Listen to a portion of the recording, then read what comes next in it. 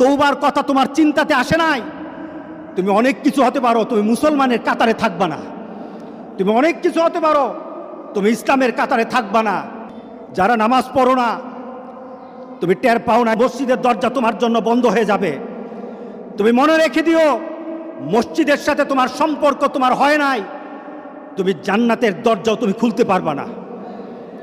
নামাজের ব্যাপারে আমাদের কোনো সহজতা নাই, কোনো কম্প্রোমাইজ নাই, কারোর সাথে আমার সম্পর্ক নাই।